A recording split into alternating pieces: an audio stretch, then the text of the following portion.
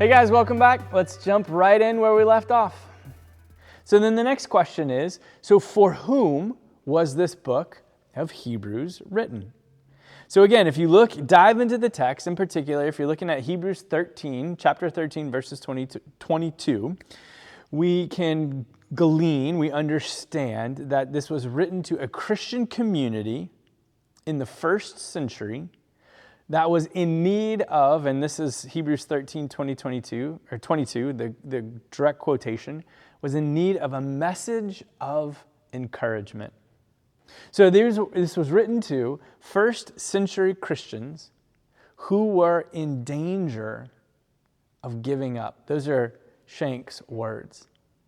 And what we can know from the book, as it references the circumstances facing this first century Christian community, is that this group of Christians to whom Hebrews was written, they were exposed to fierce persecution.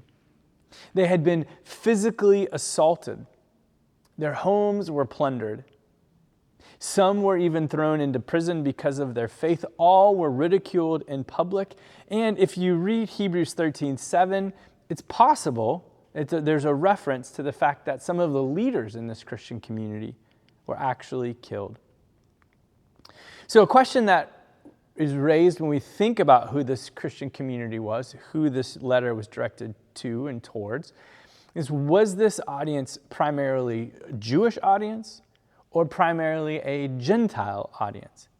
Again, another great question that we can only speculate on, right? The author never really says, hey, this is exactly the context, exactly the circumstances of the people to whom I'm writing. But we read the letter of Hebrews and we begin to try to parse out some of these contextual pieces.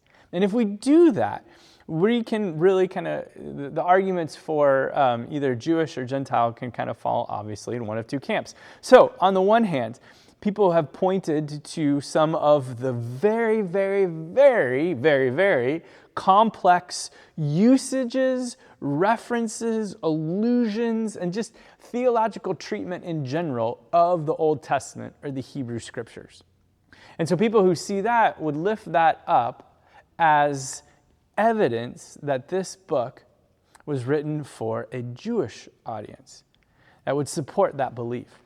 But then there are those who would counter that and they would say, yeah, but honestly, in that day and time, a Gentile Christian believer would still have to be deeply well-versed. It would have to have embraced the Hebrew Scriptures because they served as the primary, and again, the only written revelation of God's Word.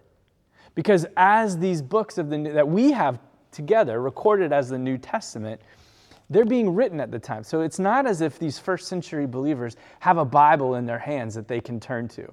There's oral testimony about Jesus, and then there are the Hebrew Scriptures. So in order to practice the faith, the active, live, dynamic faith, even if somebody was born Gentile, there would still be facility with and appreciation of those Hebrew texts. And in addition to the fact that all Gentiles would be familiar with those Hebrew Scriptures, the reality is that when you look at the book of Acts, you even parse out some of Paul's letters, what we see is that some of the first converts to early Christianity were what were known as God-fearers. That's really hard to say, God-fearers. And those were people they were Gentiles, who were actually already worshiping in the Jewish synagogues. Again, they weren't practicing the Jewish faith, but they would be like our modern equivalent of perhaps the spiritual but not religious, or some of those spiritual seekers who have a spiritual hunger, they're on a spiritual quest, and that has led them into kind of these places, literally the synagogues, where the Hebrew Scriptures are being taught. So, I'll let you make your decision after we have had a chance to read all of Hebrews together, to study Hebrews, and you can kind of let me know what your hypothesis is as to whether or not this was primarily written to a Jewish or a Gentile audience, or even if you think that matters. Okay, so we're going to hold there today, but we'll be back next time for some more of our 5-minute Bible study, and we look forward to seeing you then.